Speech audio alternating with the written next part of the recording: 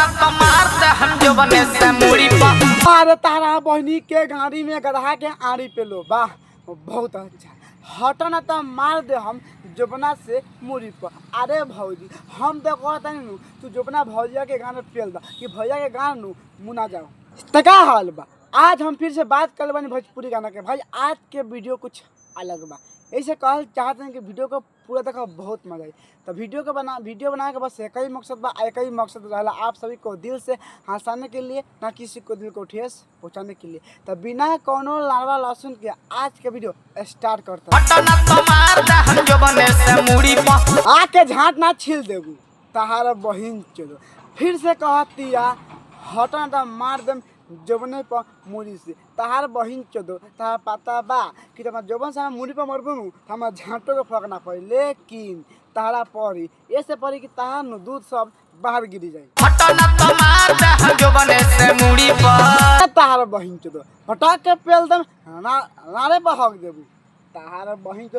सुन तारा भाई लोग फिर से भौजी भौंसी वाली कहतिया कि हटना मार देम जोबने पर मुड़ी से। ए तार बहिन चोदो हम तो कहते आके हम मुड़ी में मुँह तो दा कि हम केसवा नु सब झड़ जाओ।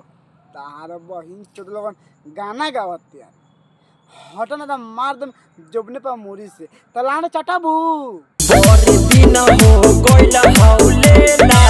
बारे सारे बुढ़ छुछू को दिन हो गल हाउ लेला। ए तार बहिन चोदो तो भौजी तारा पास में बा, भौजी के पटा के झाँच छिला या भौजी के पटा के कस के मारला हमरा कोनो दिक्कत नहीं है। लेकिन ये मत कह कि बहुत दिन लेला भल बा पटा के पेल देम नु हगे लगबो। आज मन भर करे द पेला पेला ना झाट छिलो ना। तो सुन तारा भाई लोग कि आज करे द मन भर पेला पेला।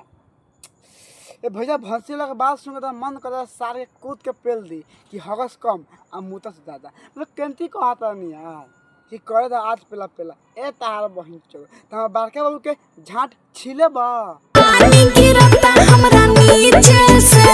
का कहतारू कि पानी गिरता नीचे से हाथ तर बहिन चलो।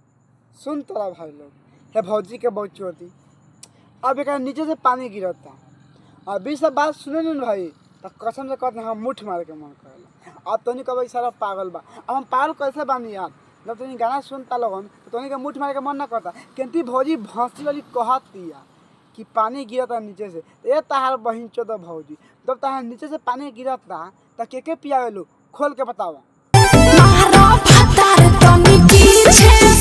ओहो मारा भत्तार तनी पीछे से। अब सुना भाई ये बतिया सुन के तोनी के दिमाग में का आवता पहले के मन करता कि ना हमारा तो मन करता भौजी के मार गाड़ पर लात नु उल्टा दे। सुन तारा खुद कहतिया कि मारा भत्तार पीछे से आ चुआता पानी हमरा बीचे से कि नीचे से। ए भौजी पाक बांसुरी वाली तार बहिन चो तू का चाहता रे हो कि हम पेल के मर जाई। भाई कसम से कदी गाना सुन के सरल से खराब होता। अब ने का गाना आयल बा कि मुठ मार के सैया हम भर देता ढोंरिया। अब का कहतिया कि गिरता पानी हमार नीचे से आ मारा भतार तनी पीछे से।